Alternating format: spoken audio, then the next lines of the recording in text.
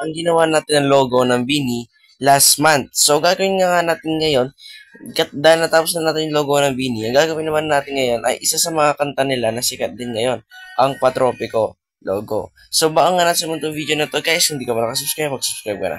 Let's go! So, gagawin ko ngayon, pre, basic lang talaga siya actually, medyo konti yung design, pero syempre, bibigyan natin siya ng mga fireworks para at least, di ba, maganda din yung pagka-design ng gagawin natin. Hindi siya basta simple-simple. So, gagawin ko muna yung linya ng mismong P or yung mismong saan ilalagay yung letter P. So, lalagay ko muna dyan. Siguro konti ng ganyan kalaki. Pwede na yan. And then, syempre, kapag gagawin natin to para medyo 2 lines din yung gagawin ko na P. Ayan, siguro hanggang dito. And then, iikot natin siya ng konti. So, siguro hanggang dito pwede na yung P. Ayan, pwede na ba yung ganyan na P O, di ba? Para siyang letter P na siya, Pantropico. And then, lalagay ko dito para, halimbawa, di ba, ganyan na siya. So, bibigyan ko siya ng pakulay pink na ganito. Kasi para, ma-recognize na talagang sa Bini yung kanta. Siyempre, credits natin, i-credits pa natin sila dito. So, siyempre yan, and then, gagawin ko din po ito na short video or na short YouTube video para at least, di ba, makita din or para ma-double upload yung mismo ginawa natin. So, yun pre. So, nakikita niyo dito pare, lalagay mo lang yung pi counter na ganyan par. Yan. Nagawa mo na yung P. So, kapag nagawa mo na yung P par, gagawin na natin yung mismong A na or yung letter A dito par. So, para magawa yung letter A par, kasi par, kapag gumagawa ka ng ganitong letter A par, siguraduhin mo yung 3D dapat tignan. Hindi maganda siyang tignan. Para hindi siya pangit tignan sa mismong video. Hindi siya parang, yun, normal. So, yan. So, makikita mo dito ako kasi, mas okay sa akin yung paggawa ng 3D na ganito. Yun, nakahika talaga siya. Hindi, medyo pangit ako gumawa ng ganito. Hindi lang technically pangit. Medyo pangit ako gumawa ng mga letters, guys, kapag nakatayo yung letters. So, nahihirapan talaga ako sa ganun na bagay. So, hindi ko ginagawa ng ganun.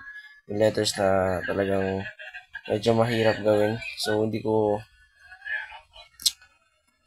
Although, basic lang naman gawin yung tayo, pero medyo mahirap din kasing i-manage yung ganun na bagay.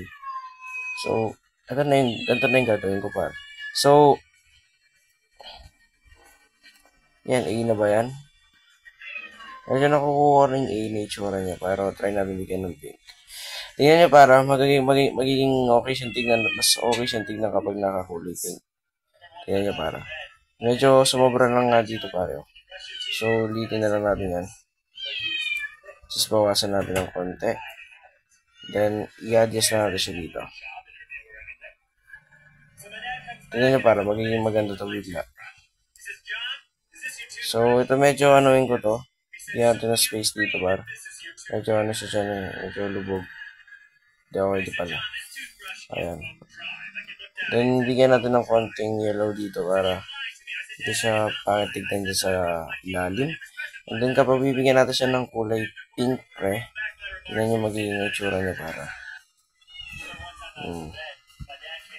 Di ba par, napakalupit ng itsura niya. Ay, dalawa pa lang yan par, paano pa kaya kapag nakumpleto na. So, katapos po ng pan, so yung N naman susunod nun. So, 2 space again. Kasi 2 space ba to? 2 space siya guys. So, maglalagay tayo ng 2 space bago yung mismong build. So, dito siya. So, bali siya dito par. So, yung N par, medyo okay naman tignan yung N eh. So, dapat talaga sa N par, medyo okay natin yung space sa N. Medyo mahihirapan ako sa paggawa ng N guys. Kasi talaga sa N ako nahihirapan kung minsan. Yung pag-layout ko lang ng letter N. Ito yung mga letter na medyo mahihirapan ako sa paggawa ng 3D guys. Kasi talaga mahirap gawin yung N guys. So ngayon, para magawa yun, syempre gagawa ko muna ng isa pang N dito sa side na to. So para lang magawa mo yan, gagawa ka pa ng isa pang layout dito. Pero kapag nagawa naman yung N guys, medyo okay na siya. And then wala ka na masyadong iisipin kapag nagawa mo na yung N. So yan, halimbawa yan, nagawa mo na yung dalawang N na yan. So umpisahin mo siya dito sa taas. So gawin mo na muna par, yung pang layout talaga na N. So, gagawin muna siya ng paganyan-ganyan, na, di ba? And then mga kasama ko mo letter M na gusto mo. O di ba par? Then ulit-ulitin mo lang pre.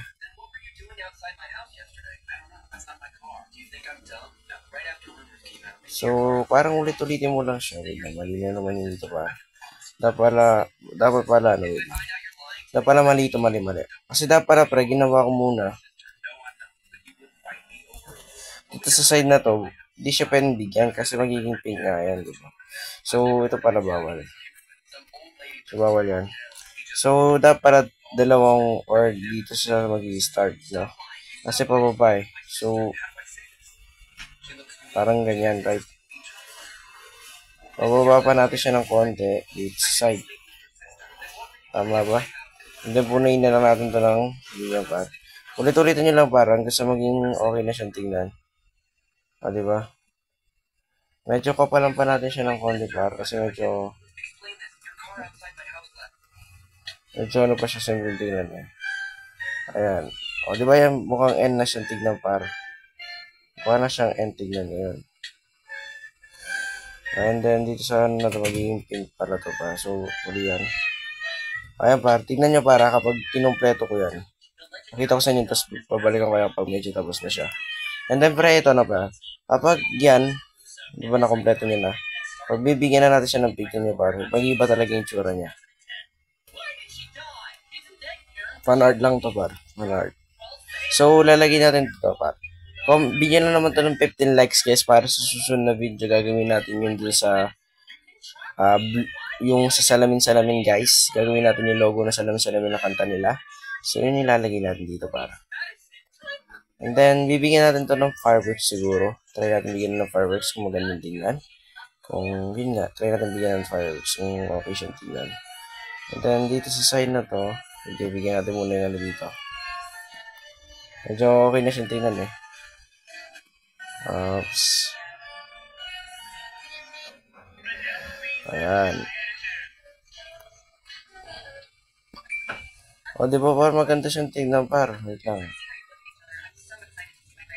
Hindi siya pantay dito sa part. Hindi siya pantay sa part na to par. O, dito natin. Hindi ko na dito yun eh. O, par, o, di ba? O, di ba par? And pa lang yan par. Tignan nyo naman ang ganda na. Pantropiko. Dito para siguro na ano ko siya ng konti, na-release ko siya ng konti. So, mapantay na lang natin para walang masyadong Pantropiko. So, ngayon, gagawin ko muna yung T dito. Then, babalik ako kapag may pag-press na tayo. Let's go. Nga po yung Pantropiko na logo, pre. At sana guys, nag-enjoy po kayo sa video. Magkita-kita po tayo sa susunod na video. Hanggang sa muli. Alam. Why? Ay, wait lang. Bago tayo para magpaalam. Buti nakita ko. Ayan. Paano nalagay ito para? Buti nakita ko. Yun nga guys, sana nag-enjoy po kayo sa video. Hanggang sa muli. Paalam mga pre. Bigyan na naman ito ng 15 likes o kaya 10 likes para sa part 2 sa paggawa ng dito ng logo na salamin-salamin nila. Yes, para ito ay fan art lang po. So yun na para sa araw na to, hanggang sa muli, paalam.